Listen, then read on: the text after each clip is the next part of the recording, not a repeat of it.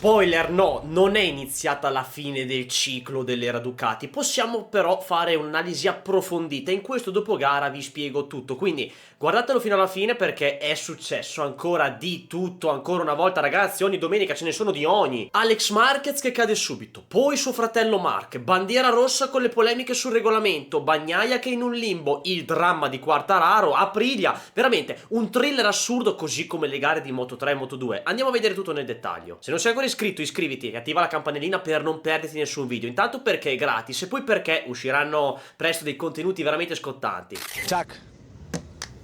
Questo dopogara esce un po' più in ritardo del solito perché lo scorso weekend ero a Cremona per il trofeo Motestate dove c'era anche il National, le bugger, abbiamo fatto della roba molto interessante che vedrete presto anche sui miei social, Instagram e TikTok, quindi seguitemi per non perdervi proprio nulla. Della faccenda Martina Aprilia con il comunicato di Noale, dei due post che ha messo lo spagnolo, ne parleremo in un altro video più approfonditamente perché c'è da fare un discorso più ampio che in questo video non può starci e anche perché voglio aspettare quello che succederà all'Aprilia Ostache, dato che comunque ci saranno delle dichiarazioni di Martin sicuramente. Due gare fantastiche, quelle di Moto3 e Moto2 e finalmente una clamorosa, una delle più belle di sempre per la Moto2. Partiamo subito da quella perché porco di... È caduto il pupillo Manu Gonzalez, porco cane, questa non ci voleva, cioè ci sta 1-0 dopo questo dominio incontrastato finora, diciamo che sarebbe dovuto arrivare ed era nell'aria. Sbaglia lui però in un attacco un po' forzato su Baltus dove sì, Gonzalez non era neanche pienamente davanti, Baltus inizia a fare la traiettoria e probabilmente sente lo spagnolo dietro ma non da vederlo così abbastanza per rialzare la moto. In staccata Manu Gas rilascia i freni andando al contatto quando era ancora dietro e non affiancato, quindi diciamo che è stato un attacco un po' forzato, forse la foga di voler rimontare dopo una partenza horror ha giocato un brutto scherzo e aveva fretta di tornare su.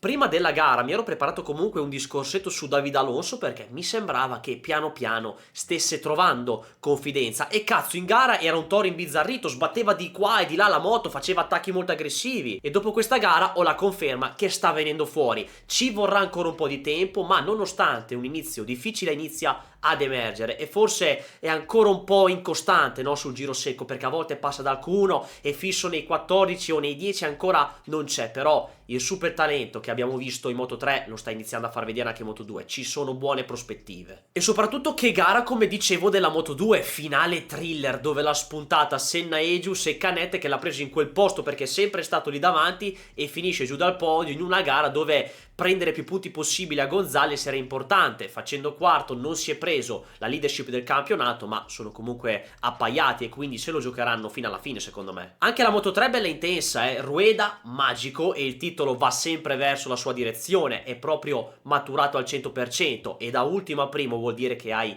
tutto sotto controllo e hai qualcosa in più degli altri. Bello tosto anche Lunetta, è aggressivo in pista con sorpassi, carenate, proprio quelle carenate giuste da puro motorsport, no? E anche lui fa una gran rimonta dopo il long lap che, devo dire, non è che sono molto d'accordo al 100%, ci può stare come no, forse sono più sul no, perché lo spazio per entrare c'era, è sicuramente un episodio borderline, al limite, però un pilota se vede lo spazio e soprattutto quello lì si butta dentro. Sfido chiunque a meno che non abbiamo il pilota più calcolatore di tutti a non volere entrare lì e francamente Muñoz non ha colpe perché andando largo non poteva vedere Lunetta che rientrava, poteva solo magari avere un riflesso migliore nel vederlo e alzare la moto in tempo, che poi il riflesso ce l'ha anche avuto, è anche molto buono, però è finito comunque nel contatto. Vi faccio vedere queste immagini perché mi sono fatto il video pass e quindi devo trovare un motivo per usarlo, non è che spendo i soldi a vanvera. Lo faccio sia per cercare di entrare nel dettaglio dell'analisi, per cercare di fornire molto di più in questi video e anche perché comunque quando sono fuori, magari non avendo la registrazione di Sky, la riguardo così facciamo un upgrade a livello di analisi. Quindi secondo me non dico che sia esagerato il long lap, ma se non lo davano ero d'accordo. Può essere considerato come incidente di gara a mio avviso, un pilota in quel buco lì si infila, lo spazio c'era, è stato sì un attacco molto aggressivo e anche un po' borderline, però sono quei sorpassi che per me rientrano nelle corse. E tra l'altro se l'è preso Muñoz questo contatto che male non gli fa dopo tutti quelli che ha causato lui. L'unica cosa ragazzi è che su 7 gare Muñoz ne ha finite 2, cioè ha fatto 5 zeri su 7 gare, veramente uno score da brividi. Altro 0 per Piqueiras, pesante per il campionato, stavolta non per colpa sua perché lo stand è furusato, anche se questo è comunque un contatto dove Piqueiras va largo e decide di seguire una linea particolare, probabilmente per preparare l'uscita, e Furusato neanche tanto in maniera forzata entra, fa la staccata, però lo prende anche qui. Episodio molto borderline questo qui. Ragazzi, io voglio bene a Morbidelli ed è un gran pilota, uno dei miei preferiti, però porco cane c'è sempre in mezzo negli impeding. Figa, ma dorme proprio, non riesce a stare più sveglio? Ogni 5-6 weekend si becca una penalità per impeding, giustamente perché è sempre a pascolare. Quanto al contatto con Aleix, intanto non vorrei trovarmi di fronte uno che ti guarda in quel modo. Mamma mia ragazzi, si può vedere il fuoco negli occhi di Franco, lo fulminava soltanto con lo sguardo. Però poi non mi trovo molto d'accordo su quello che Franco dice ai microfoni, cioè che in pratica l'ha steso andandogli addosso. Non è proprio così, perché Espargaro cade e poi prende Morbidelli, non è che Aleix ha sbagliato l'ingresso, l'ha tamponato o altro. È un classico incidente di gara dove uno entra, perde la moto e involontariamente c'entra l'altro. Poi a Morbidelli viene ancora più nervoso, giustamente, e ci sta perché è stato Aleix a coinvolgerlo e non è la prima volta che succede, quindi ci sta che dica mi stende sempre lui, però qui non è che Aleix, come dicevo, abbia fatto un errore di valutazione e ti abbia centrato, lì si è chiuso solamente il davanti e di incidenti così ne abbiamo visti rivisti. Così come non sono riuscito a capire cosa sia successo tra Costa e Aldeguer nella sprint, quindi sfruttando il video pass sono andato a rivedermi l'onboard di Acosta ed ecco qui subito un appunto che voglio fare a Dorna o a Liberty, quello che è: mettete a disposizione tutti gli onboard, non solo 3 o 4, perché in questo caso non si capisce cosa sia successo, l'elicottero non seguiva chiaramente loro due e quell'immagine non c'è, servirebbe l'onboard di Aldeguer per capire. Pedro ha detto di aver fatto un errore dalla 7 e poi alla 9 è uscito lento e si è sentito un colpo nel culo. Io dall'onboard non percepisco nulla, solo una leggera perdita di segnale dell'onboard in una frazione di secondo, magari era quello il colpo perché è successo all'ultimo giro, Aldeguer gli era dietro e poi ha perso posizioni. L'unica cosa che ho visto è stato sì un errore di Acosta alla 9 dove è uscito lento, ma è successo ad inizio gara, Aldeguer gli era davanti, quindi non so approfondire questa dinamica più nel dettaglio. Poi magari arriverà qualcun altro che te lo spiega meglio e io sono scemo. Rimanendo velocemente in tema KTM, che adesso si può dire chiaramente che sia l'ultima forza del campionato e la moto meno forte della MotoGP, però è arrivata la notizia che Bajaj, o come cazzo si dice, la società indiana che produce scooter ed è seconda a livello mondiale in questo, ha salvato KTM in quanto essere l'azionista di maggioranza possedendo il 49,9% delle quote dell'azienda. E hanno deciso di salvarla prendendosi il 100% di Pirer Mobility, la holding che gestisce KTM e le altre aziende. Quindi in breve, per farci capire anche se è un discorso più ampio, Bajaj, o come si dice lì, si prende il 100% di KTM. I primi cambiamenti li abbiamo visti proprio con l'inserimento del logo nella moto. Partiamo andando ad approfondire la gara con il caso della bandiera rossa, se Alex Marquez è giusto che sia ripartito così come Marche e bla bla bla. Me l'avete chiesto in alcuni su Instagram e poi a fine gara rispondo anche ad alcune delle vostre domande che mi avete lasciato come sempre nel box, ma io l'unica cosa che mi viene da dire è che è proprio l'anno di Marc Marquez, dove hai quelle sensazioni che gli gira un po' tutto bene, dove il vento tira dalla sua parte, ma non è un discorso da tifoso oppure ma del culo, perché la fortuna uno se la costruisce, non è che arriva la botta di culo così a caso. E i grandi campioni in qualsiasi sport, sia quando sono nel loro prime oppure no, nelle loro situazioni hanno sempre quella dose di fortuna oppure di vento a proprio favore. Perché sicuramente per Marquez beccarci la bandiera rossa dopo che ha rischiato di fare un altro zero oppure fai la rimonta e prendi 2 punti, si può dire tranquillamente che culo. Però come vi dicevo, il vento a favore, le situazioni buone uno se le costruisce in base alle proprie scelte, alle proprie azioni, non è che viene così a caso. Il regolamento l'abbiamo visto, cita che se non sono stati completati 3 giri si riparte da zero, quindi ok, viene applicata la regola, però poi se vogliamo dire modifichiamola, perché non è giusto magari che Alex Marquez caduto subito e riparta. Ci può stare dirlo perché è come se avesse una seconda chance dopo che sì, è passato pochissimo comunque dalla sua caduta alla rossa, però ormai era fuori. Ma comunque sì, viene applicata la regola ed è giusto così, anche lui ha avuto la sua dose di culo, si può dire. Sono d'accordo con Alex quando dice che deve essere migliorata la via di fuga, in quel punto va messa la ghiaia. Invece è giusto che Marc Marquez riparta dopo la caduta, qui non mi viene neanche il dubbio, non so magari a chi si possa essere venuto, sì è giusto perché comunque era rimontato in sella, se avessero passati 3 giri di gara avrebbero applicato la regola che valeva la classifica del giro precedente alla ripartenza, ovviamente se non avessero completato quel giro, quindi lui in ogni caso sarebbe ripartito quarto. Alla ripartenza comunque chi aveva messo la soft davanti ha fatto la differenza e non a caso erano Quartararo, Miller, Bezzecchi e Zarco di quelli che erano davanti, anche se sì, la gomma davanti di Zarco non la pensa esattamente così tanto, mentre invece le Ducati, da quello che ci dicono i piloti, alla ripartenza hanno faticato tutte. Alex ha detto di non aver avuto feeling, Bagnaia sembrava che avesse un'altra moto e sensazioni completamente diverse con la gomma nuova dietro, e comunque vorrei riproporlo questo magico sorpasso di Zarco all'esterno a Stowe, direi da incorniciare. e ha confermato la gara di Le Mans. È veramente un momento importante, bello per lui e di risalita per la Honda, perché anche comunque i due ufficiali sono andati forte, togliendo la penalità a Marini per la gomma che riguardava la pressione della gomma posteriore e non anteriore, per essere precisi. Arriviamo a Bezzecchi all'Aprilia e voglio partire subito con questo discorso. Non illudiamoci, oppure non illudetevi, non lo so, perché Silverstone è un circuito pro Aprilia dove sono sempre andati forte. Può essere sicuramente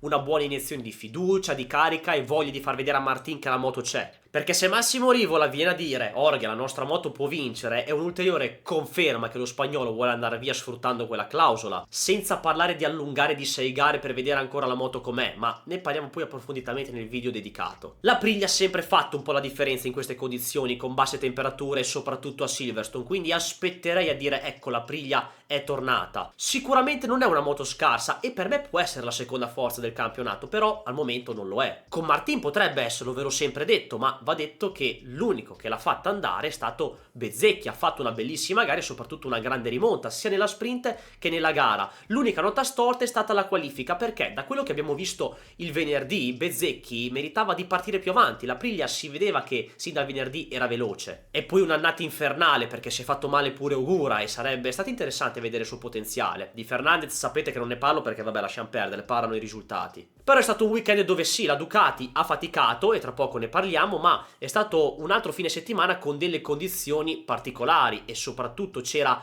molto vento e freddo. Non dico che è stato un altro weekend anomalo, ma è stato un weekend un po' particolare. Ma ci sta, fa parte delle corse assolutamente, però alcuni valori ancora potrebbero essere stati falsati, non come sicuramente una gara sul bagnato flag to flag, ma qualcosina sì. Cazzo ragazzi, che brutto colpo per Quartararo. È un momento ancora più brutto rispetto a quando faticava con la Yamaha dal 2022 circa. E perché? Perché adesso è tornato competitivo, grazie al suo talento, facendo andare questa moto, facendo un'altra pole mostruosa, la terza consecutiva. Ma certe situazioni lo ributtano proprio giù, e quando fai degli errori oppure ci si mette la sfiga, quando sei davanti e stai facendo il possibile per tirare fuori il potenziale della moto e sai che stai tornando, secondo me è ancora più brutto. Però sono proprio questi i momenti che fanno la differenza, sono i momenti no che ti fanno crescere. Lo stesso discorso vale per Bagnaia, quelli dove dici che la vita o certe situazioni non ti stanno girando bene, sono fasi della carriera o della stessa vita, perché lo sport si può collegare alla quotidianità, perché quando vinci ok siamo tutti contenti, ma è quando arriva la sconfitta, al momento no, il fallimento, chiamatelo come volete, a fare la differenza. Dove si vede la differenza tra chi è un campione che reagisce, va avanti e si rialza per prendersi l'obiettivo, qualcosa di più grande che lo aspetta perché crede in se stesso, in tutto quello che fa, e tra il perdente che molla e si lascia abbattere. Si impara di più dalla sconfitta, dal momento no, che dalla vittoria, soprattutto a livello mentale come persona interiore. Si fa uno step di crescita mostruoso e quando lo si fa non ti ferma più nessuno. Se ricapiterà un altro momento no, si affronterà e si ripartirà per ritornare in alto. Non è il classico discorso motivazionale che si vede nelle brevi clip di TikTok o nei post su Instagram, ma è veramente così. Dal fallimento nasce successo, chiamatelo come volete, semplicemente dal momento no bisogna reagire, perché andando avanti poi arriva anche il tuo momento, ma non si può pensare quando arriverà oppure quando cambieranno le cose. Bisogna solo fidarsi del processo e credere in se stessi, perché ogni cosa ha il suo tempo. Se uno vuole arrivare e ci crede, arriva in ogni cosa, che sia sportiva, fisica, sentimentale o altro che ti butti in testa. Quindi sì al momento no, sì al fallimento, alle sconfitte o alle situazioni non facili, chiamatele come volete, sono quelle che ci fanno crescere. Però che due coglioni vedere un ritiro per sto cazzo di abbassatore, fortunatamente dal 2027 li tolgono. Oh, io sono pro al progresso e allo sviluppo tecnologico, ma abbiamo oltrepassato il limite con questa aerodinamica, tecnologia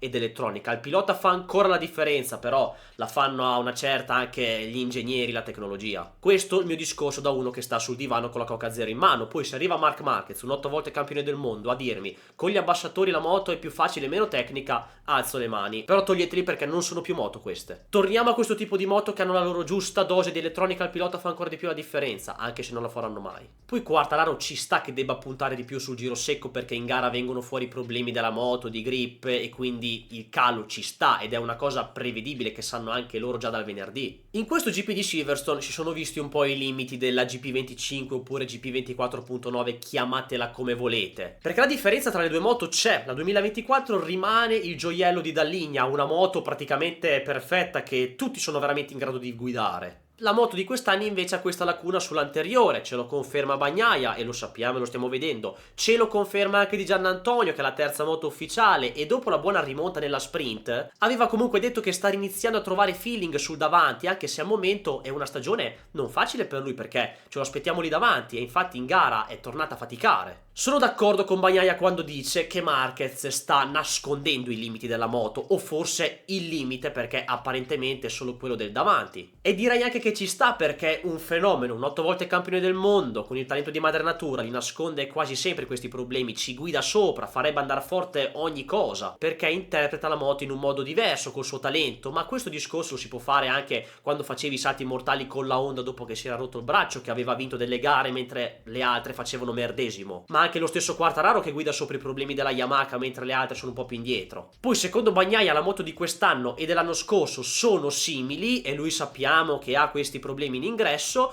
mentre Marquez viene a dire tutti stanno guidando la GP24, quindi non si capisce bene. Però la GP24 se non ci fosse Marquez starebbe facendo di più la differenza sulla moto di quest'anno, lo possiamo vedere tranquillamente da Alex Marquez ma anche da Morbidelli che nonostante abbia fatto una brutta sprint in gara il risultato lo porta quasi sempre a casa e gran duello con Marquez fino alla fine. E per il 93 comunque non è stato un weekend facile, oltre sia al quello della bandiera rossa, è stato un fine settimana dove si sono evidenziati i limiti della Ducati, ma comunque Marquez ha faticato sin dal venerdì non facendo il dominatore e soprattutto si è preso un po' di rischi anche dopo la partenza, soprattutto con il suo particolare modo di correre tutto niente. Si vedeva che era un po' nervoso e non al 100% per questi problemi alla moto, però se prendiamo i fatti, il risultato che è quello che conta, fa terzo, ha salvato il salvabile, presi i punti su Bagnaia e Alex, ha vinto ancora lui nel complesso. Rispondendo come poi ho già fatto alla domanda iniziale, è la fine dell'era Ducati? Si stanno iniziando a vedere gli avversari che piano piano con le concessioni migliorano? La mia risposta dopo questo weekend di Silverstone è no, o meglio, non sta finendo il dominio Ducati. Intanto perché questo weekend è stato particolare con il freddo, il vento e alcune moto che si adattano bene alla pista come la Aprilia che magari in altre scompaiono oppure fanno discreti risultati. Poi sicuramente stanno venendo fuori le altre case, la Yamaha ha fatto passi in avanti, la Honda pure, quindi sì, le concessioni mostrano i loro risultati, ma solamente con i piloti forti, Zarco e Quartararo. Poi Yamaha si è fatto un passo più avanti perché anche Miller se non fa cazzate la mette nei primi 7-8, mentre gli altri della Honda ufficiale, se li confrontiamo con Zarco, sono più altalenanti. La Yamaha si vede che ha una moto più costante e che col suo talento Quartararo può ambire più in alto. È sicuramente molto bello rivedere questi rimescolamenti che rendono il campionato più avvincente, competitivo e bello, dato che ci sono più case in lotta. Ci sono stati dei punti del weekend dove nei primi 3 oppure nei primi 5 c'erano tutte le marche, non il solito filotto Ducati. Ma non stiamo a dire è finita l'era Ducati dopo aver visto questo GP di Silverstone. Può essere invece, come stiamo già annusando da qualche gara, l'inizio del ritorno di Honda e Yamaha. Ma ci vorrà ancora del tempo e la Ducati anche per i prossimi 2-3 anni sarà il riferimento. Dipende poi dalla moto che svilupperanno e tutto, ma c'è ancora del tempo per vedere le giapponesi o la stessa Aprilia che stanno lì a giocarsi il titolo, perché ci sono più di 40 gare e la moto deve essere sempre lì, non ogni tanto. Leggiamo alcune considerazioni che mi avete lasciato nel box delle domande su Instagram. Se non mi seguite ricordatevi di farlo, ma ora, adesso. Martuzzo, dopo questa gara Marquez può sembrare più umano, rimane comunque una spanna sopra? Rispondo semplicemente con rimane una spanna più sopra. Sicuramente non è sempre domenica e non domina ogni weekend, ma rimane comunque superiore. Matteo Manera, secondo te Fabio avrebbe vinto se non avesse avuto quel problema? Direi di sì, non mi sono neanche posto questa cosa, però devo dire che Bezzecchi recuperava terreno e magari negli ultimi giri gli sarebbe arrivato sotto, giravano sullo stesso passo, quindi è difficile da dire, forse magari non era così scontata la vittoria. Pintus, secondo te Pecco cosa dovrebbe fare nelle prossime gare nel futuro? Semplicemente affrontare il momento no e cercare di risolvere questi problemi in ogni benedetta salsa possibile. Nel futuro io vi ho detto che secondo me non rinnova il contratto e potrebbe cercare una nuova sfida, ma questo qua già lo dissi a inizio 2024 senza l'arrivo di Marquez. Discorso difficilissimo da dire perché scendere da una Ducati adesso o comunque in questi 2 anni, 3 è un po' da pazzi, perché se si sale su un'altra moto ora difficilmente lotti per il titolo, dipenderà poi dallo sviluppo anche degli altri. Le pagelle allora in onda ufficiale è stato un weekend positivo per Marini che ha centrato il Q2, ha fatto 2 buonissime gare, togliendo la penalità alla gomma posteriore darei comunque un bel 7,5,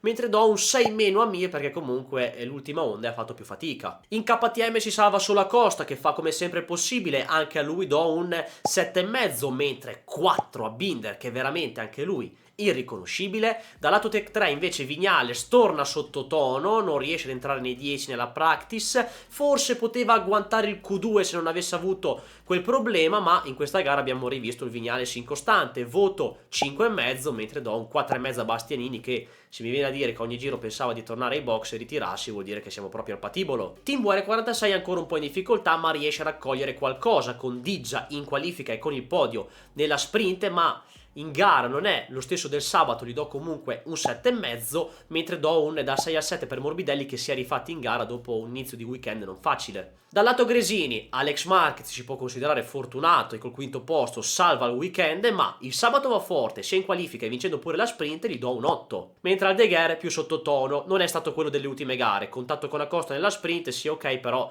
non velocissimo tranne sul giro secco, gli do 6,5. Un senza voto ad Ugura perché il suo weekend è finito il venerdì per quanto riguarda Trackhouse, e Raul Fernandez, pilota con più esperienza sull'Aprilia nel suo circuito favorevole, cioè di Noale, prende paga e non fa neanche top 10, voto 4,5 allo spagnolo. Yamaha Pramac 5,5 di incoraggiamento a Oliveira, che tanto ha il suo futuro segnato perché tanto non rinnoverà, quindi ok, mentre Miller, sempre con il pepe al culo per il contratto, anche lui sa comunque essere veloce, si è fatto vedere. Era anche bello impeperonato con delle staccate allucinanti, gli do un 7+ per questo weekend. Il Yamaha ufficiale, un po' qualcosina di più da Rins me l'aspettavo, entra 5-2 però nelle due gare continua a faticare, gli do 5,5 questa volta. Mentre a Quartararo un bel 9 per la terza pole consecutiva e l'aver dominato la gara fino al problema. Ducati ufficiale, un limbo per Bagnaia, è sempre in questa fase difficile ed è un altro 0 pesante, voto 5, mentre Marc Marquez sbaglia ancora, ma è comunque salva il salvabile, e anche lui sa che questa moto non è così perfetta, ma gli do 8,5 comunque. E non si può dare un 9,5 a Marco Bezzecchi, super weekend, è partito bene sin da subito, l'unica nota storta sì la qualifica dove poteva far meglio, ma in gara